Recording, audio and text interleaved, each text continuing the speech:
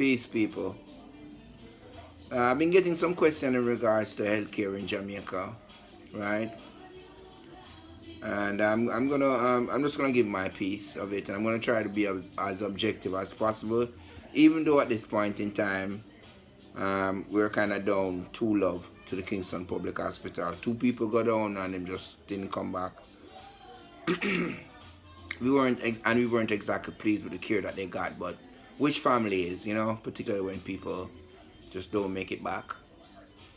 So there's free healthcare in Jamaica, right? Free healthcare, and some people actually blame that the lack of service, the lack of good service, for want of a better term. Some people blame it on the fact that it's free, you know. So I'm just gonna discuss a couple of things, and I'm gonna be as objective as possible. All right. No, this goes for even first world countries too.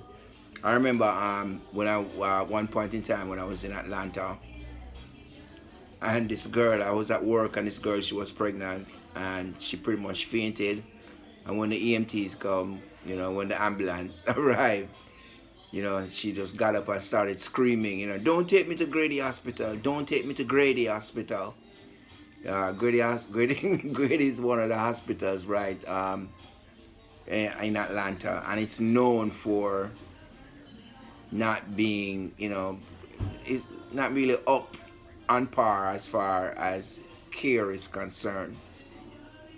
It was one big laughter. She did not want to go to Grady Hospital, and she was pregnant. Now, I don't remember.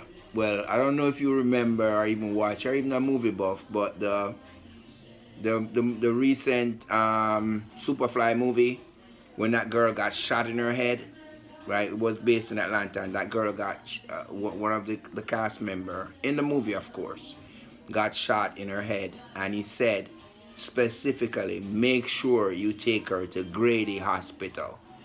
Not sure if anybody remember that. So remember, one person in real life at work, I was there. She said, "No, don't take me to Grady." In the movie suggesting that based on the fact that she's shot in the head to make sure to take her to Grady. So two things can be true. No, in that situation, it's the same situation here in Jamaica. I hope I'm not confusing you. Where these hospitals are great trauma centers. Okay, so if you're like critically injured, gunshot to the face or wherever else, um, car accident like a bad crash, or a fall, anything that would like cause critical injury, right? They're great. You go there, chances are you'll survive. Let's do the flip coins. The flip side of that. Let's say you're home and you're feeling a pain in your chest. May or may not be a heart attack or whatever. You go to that same hospital. First of all, the triage system, if you're not bleeding or seem like you're literally dying, they're going to ignore you, right? Because essentially they're just trauma centers, right? So the way I see it, as it stands right now, and I hope that one day, seeing as how the hospitals are, I wouldn't say there's like a lot of hospitals here. So bearing that in mind, and the fact that everybody has access to it, that's basically gonna make, in other words, at any given time, the amount of people being served are probably gonna be overwhelming. So I'm hoping that they can get some kind of a funding, whatever, or new tax or whatever, just to make sure that as far as the hospitals are concerned, that they have the right equipment, they can do the testing and everything else. I hope that one day, that will happen. But as it stands right now, here's the key. You're dying, you can go to any public hospital. Chances are you will live. anything that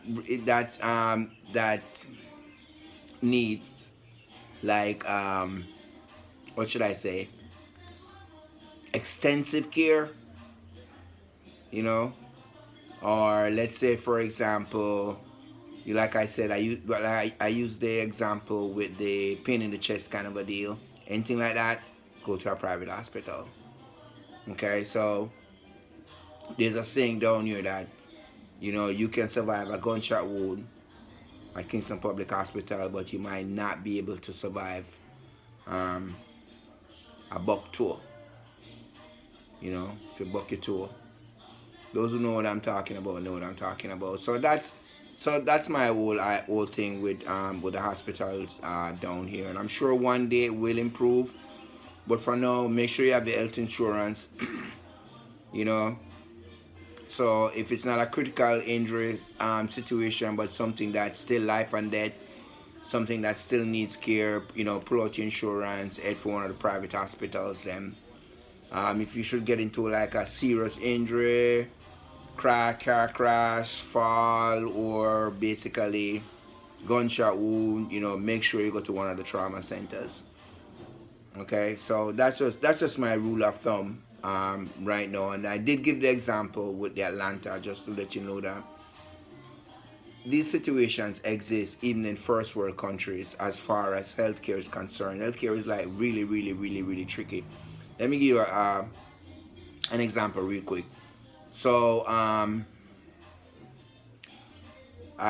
broke my ankle, right? And I literally shattered every bone in my ankle, if that's possible. That's what I was told. So I was in Spanish Town at the time. So I went to the Spanish Town Hospital. That's where they put on a temporary cast, and then I was given an appointment to come back. I think it was like the next day or the day after or whatever. Anyway, went back there, and then they put on a more permanent cast. And then after that, no, it was suggested that I had to do surgery without a shadow for those. If I didn't do surgery, I would, yeah, wouldn't be cool. Cause like I said, all the bone in my ankle was all the bones were basically shattered.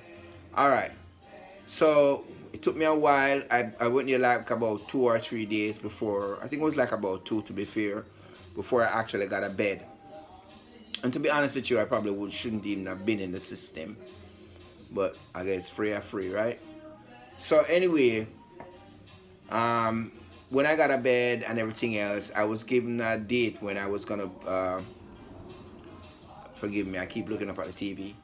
So I was given a date when I was supposed to do surgery. So they started putting me on a blood thinner, right?